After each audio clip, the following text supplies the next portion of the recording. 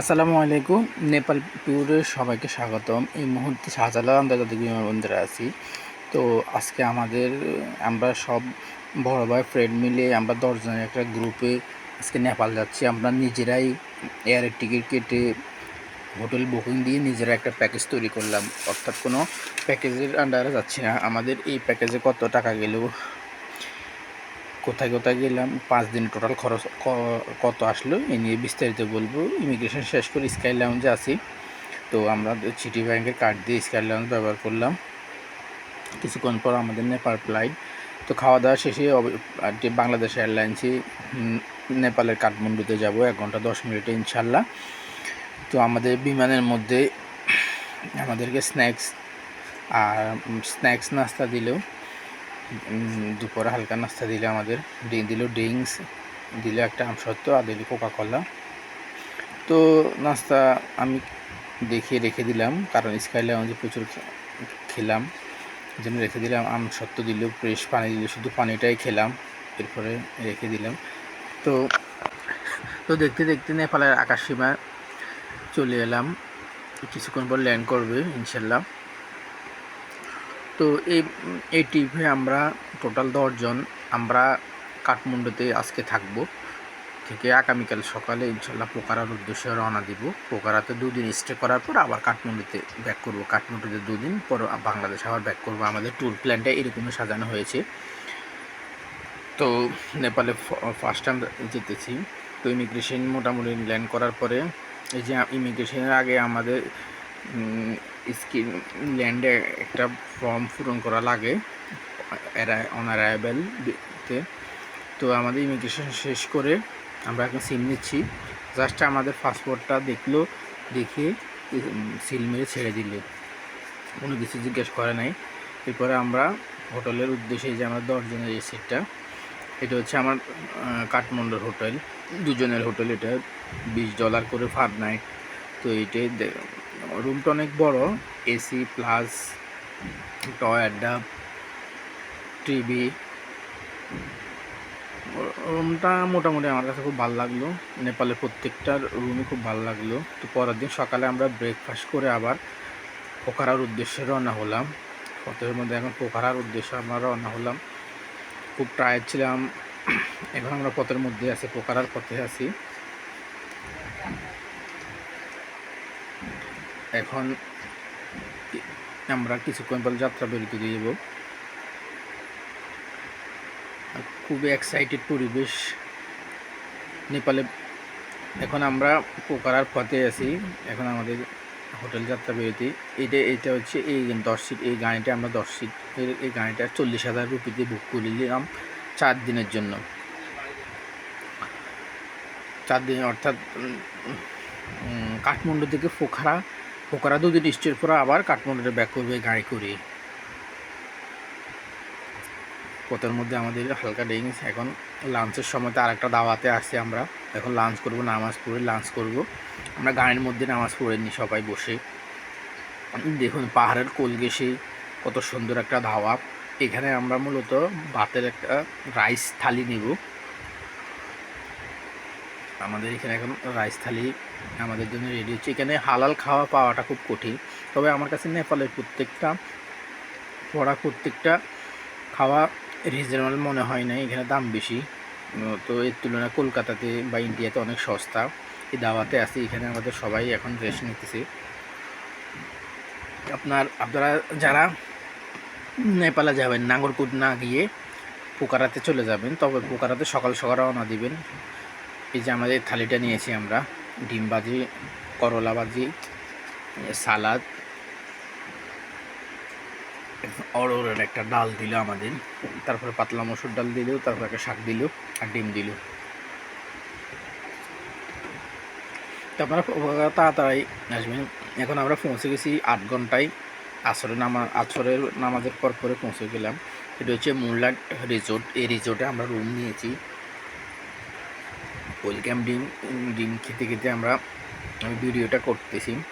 এই যে আমাদের পোখারা মুনলাইটের যে রুম, এই 2 জনের রুম, এটা পার নাইট $25। 4 স্টার মানের হোটেল। এই যে ওয়াশরুমটা অনেক বড়। রুমটা জাস্ট ভিউটা দেখুন রিসোর্টের মধ্যে, মাশাআল্লাহ অনেক সুন্দর। এটা হচ্ছে পোখারার মেন শহরের যে বাজারটা, এটা এখানে মদের বার সহ স্পা আর দোকানপাট হোটেল মোটেল গড়ে উঠেছে যে ট্যুরিজমকে ঘিরে। এখন বিকালে বৃষ্টি হতেছে, আমরা একটু হালকা হাঁটতেছি। তো পোকারা আমরা 8 ঘন্টায় পৌঁছে গেলাম। এবার পোকারা আজকে আমাদের সকালের ব্রেকফাস্ট চলতেছে।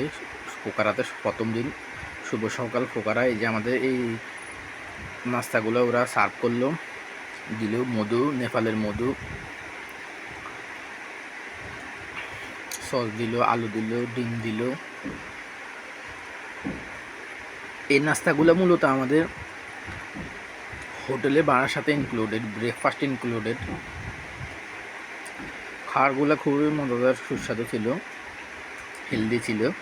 এখন পোকারাত, এখন যে সকালবেলা আমরা এখন পুরো পোকারা শহরটা এক্সপ্লোর করব, পুরো দিন সাইট সিইং করবো। এই যে গাড়ি আমাদের জন্য রেডি, আমরা সবাই ব্রেকফাস্ট করে সবাই রেডি হইতেছে। এখন আমরা পোকারার সর্বোচ্চ শৃঙ্গের উপরে যাব। ওখান থেকে আমরা হনুমানের যে মন্দিরটা আছে ওখানে যাব, প্লাস সাইট সিইং সহ আজকে সারাদিন কাটবে। সারাদিন আমরা পোকারা শহরে থাকবো, এই গাড়িটা আমাদের সাথে থাকবে। এটা হচ্ছে আমাদের যে ব্রেকফাস্টের জন্য সবাই রেডি হইতেছে। তো পোকারা শহরটা এক্সপ্লোর করার জন্য সকাল সকালে বেরোতে হবে আপনাদেরকে। এখন আমরা পোখারা সারানকোট শহরে যাচ্ছি। আমরা পোখারা এখন সারানকোটে আছি। আমরা আমাদের হোটেল থেকে সারানকোট আসতে মাত্র 20 মিনিট লাগলো।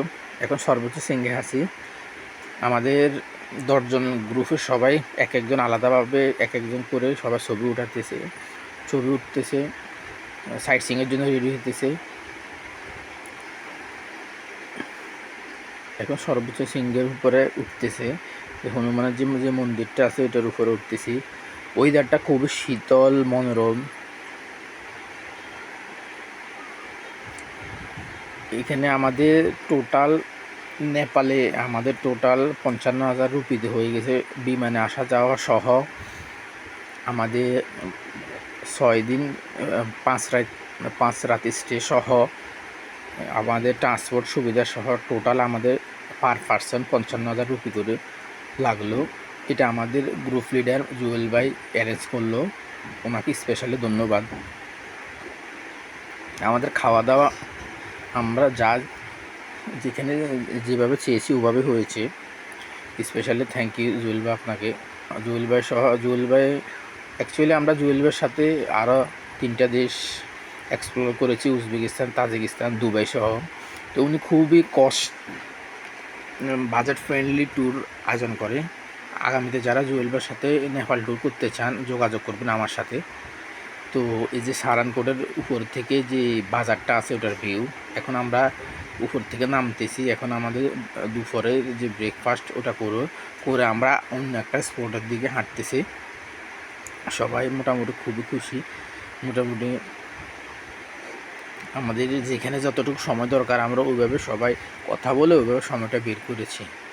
এটা হচ্ছে নেপালের ডেভিড ফলস, অর্থাৎ 1961 সালে সুইডেনের 2 নাগরিক, এখানে একটা কাহিনী আছে। 1961 সালে সুইডেনের বাবা মেয়ে 2টা নাগরিক, ওনারা বাবা মেয়েকে আসলেও দুর্ভাগ্যজনক এখানে মেয়েটা পড়ে যায়। 3 দিন পরে তার লাশ পাওয়া যায়। তার নাম অনুযায়ী ডেভিড ফল নাম রাখা হয়। পরে নেপালিরা এটাকে ডেভিড ফল নামে ডাকত।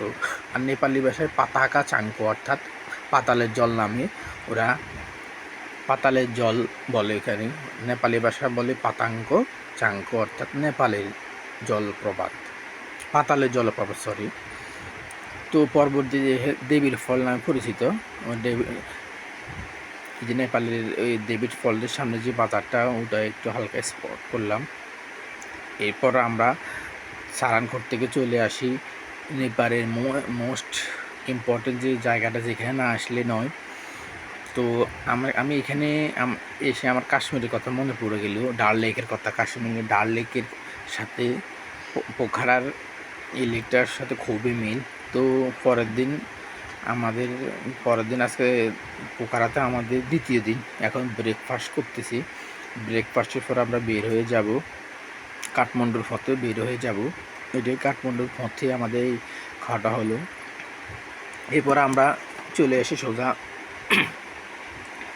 কাঠমান্ডুতে। এটা হচ্ছে দরবার স্কোয়ার, দরবার স্কোয়ার এরিয়াতে। এটা হচ্ছে দরবার স্কোয়ার। সব পর্যটকরা যেখানে সিগনেচার যেই স্পটটা নেপালের কাঠমান্ডুর, এটা হচ্ছে দরবার স্কোয়ার।